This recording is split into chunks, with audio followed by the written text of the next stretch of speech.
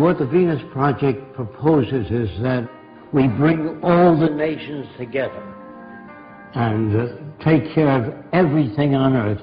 We pledge allegiance to the environment and all the world's people. The end of separate nations, the end of the artificial boundaries that separate people, and the sharing of all the world's resources by all the world's people. If few nations control most of the Earth's resources, you're going to have territorial disputes. You're going to have war. You're going to have all the problems you've always had. That's why most people think it's human nature.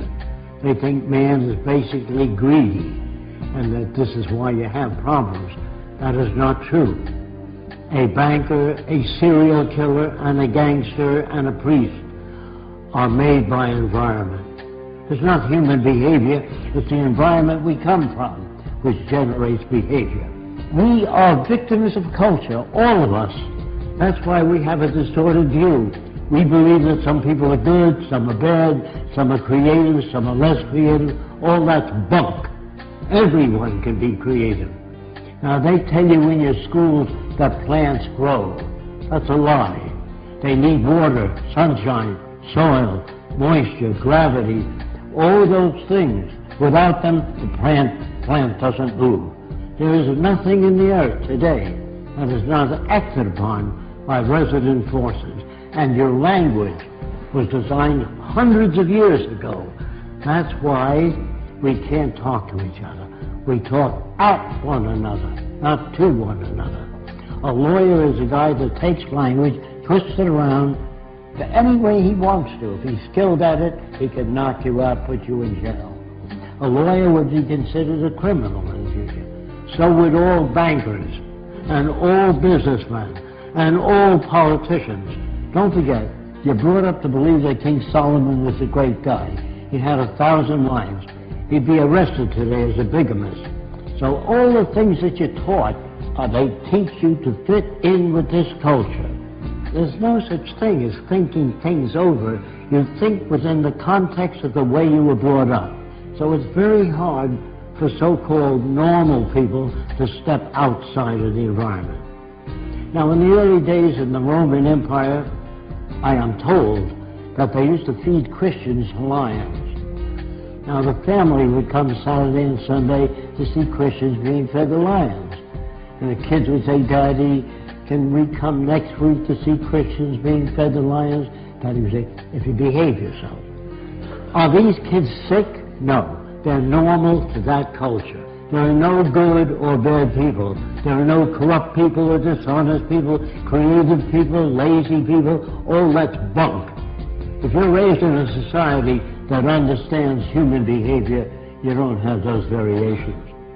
You can block them through education. You must design for human comfort, and you must design cities with art centers, music centers, cultural centers. I can only talk a little bit about America because that's where I'm from. I don't like our country. It's completely corrupt. And that's for most civilizations today. They're all corrupt. I'm sorry to say that. I don't like what I'm saying. I wish it were otherwise. We are brought up in a system called established. Established means it serves the interest of the lead group, the control group. What we really need is an emergent society. There are no great men, no great women. All people are creative, but they're not brought up to know what that means. So when they tell you that your government likes you, they're working for you, all that's bunk.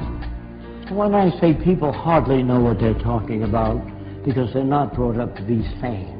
They're brought up to fit in with the establishment. National loyalty is really a form of stupidity. All people need clean air, clean water, arable land, and a relevant education. That means no businessmen, no advertising, no investment bankers. I used to work for Ernst Udet, and I said, "How did you shoot down 70 airplanes?" And he said to me, "I would fly above aerial combat and watch the rookies that couldn't handle the planes well and knock them off." Now, what kind of a person is that? He's a war hero, great man. They're bums and stupid people brought up by an arrogant society that doesn't give a shit about anyone else but the established institutions. Man, this includes me, cannot think or reason. When your car veers to the right, you don't kick it and beat it up. Either your tire pressure's uneven or something's wrong with the steering column. You try to understand. When children beat up other people and hurt other people like a bully, that's part of their conditioning, their associative memory, the system they live under, which doesn't correct that. Schools do not teach you much, are mostly concerned with propaganda. Most schools don't teach you how to live, find meaning in your own life, how to disagree without getting angry. What is really needed is the intelligent management of the Earth's resources for the benefit of everyone. Now, the only way you can do that is through technology. Everything that you have, your lights, your air conditioning, your automobile, your airplanes, all technology. Politicians can't give you that. Politicians don't know what to do. They make laws. Say no to drugs. Well, that's not going to stop a person from selling drugs as long as there's money in it. But if you do away with the money system and build access centers where anyone can have access to the necessities of life without filling out 1 million forms or appealing to Fresco, it's all available to everyone. Go to your big department stores or your food stores, you'll see lots of stuff. We are now capable of producing an abundance. People say to me, I know 2 people from the same environment. One turned out to be a priest, the other a gangster. If environment is everything, how do you get those differences? You get those differences by playing with the youngest child, 4 years old, while the 7-year-old stiff. That's where jealousy comes from. It comes from poor manipulation of the variables.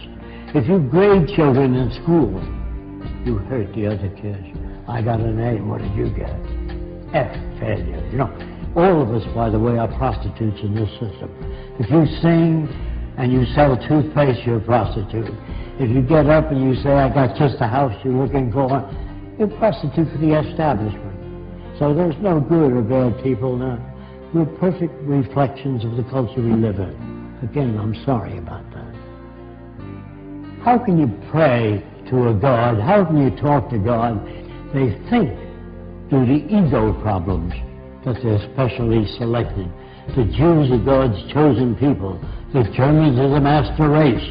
You know, all of these little egocentric people think that they're put here to lead the world into a better direction. Galileo found seashells on the mountaintop.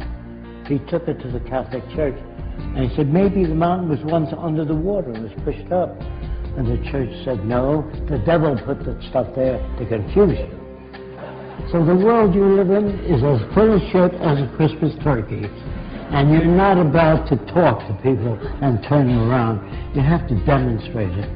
So I don't say science is perfect, but it's closer to our problems than any other system.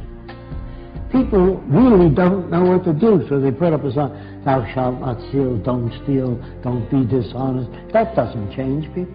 All money systems, as they begin to collapse and change, they move toward fascism. It's part of the history of civilization to move in that direction.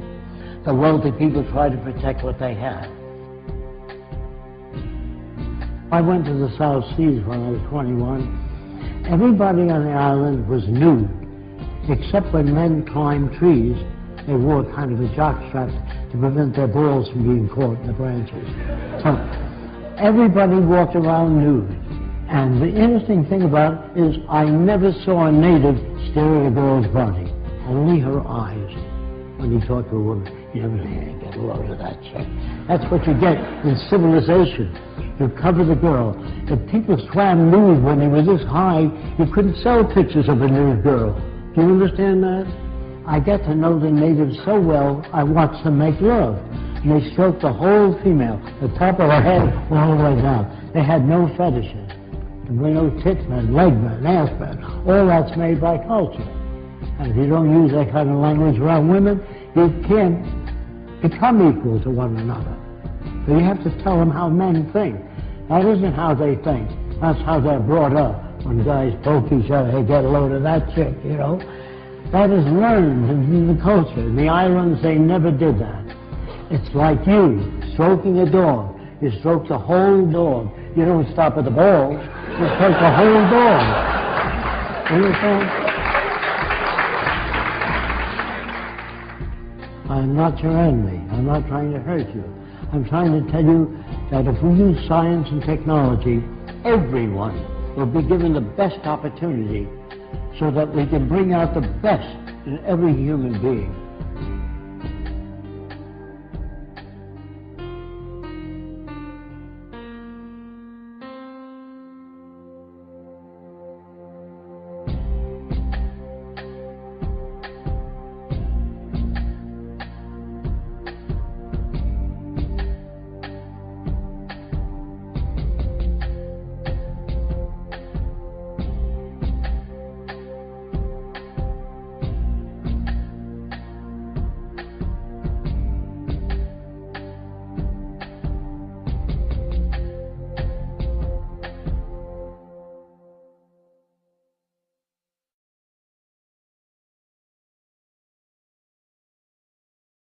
They think man is basically greedy and that this is why you have problems. That is not true. A banker, a serial killer, and a gangster, and a priest are made by environment. It's not human behavior, it's the environment we come from which generates behavior. We are victims of culture, all of us. That's why we have a distorted view. We believe that some people are good, some are bad, some are creative, some are less creative. All that's bunk. Everyone can be creative. Now, they tell you in your schools that plants grow. That's a lie. They need water, sunshine, soil, moisture, gravity, all those things. Without them, the plant doesn't move. There is nothing in the earth today that is not acted upon by resident forces. And your language was designed hundreds of years ago. That's why we can't talk to each other. We talk at one another, not to one another. A lawyer is a guy that takes language, twists it around any way he wants to. If he's skilled at it, he can knock you out, put you in jail. A lawyer would be considered a criminal in the future. So would all bankers and all businessmen, those people. The end of separate nations, the end of the artificial boundaries that separate people, and the sharing of all the world's resources by all the world's people. If few nations control most of the Earth's resources, you're going to have territorial disputes. You're going to have war. You're going to have all the problems you've always had. That's why most people think it's human nature.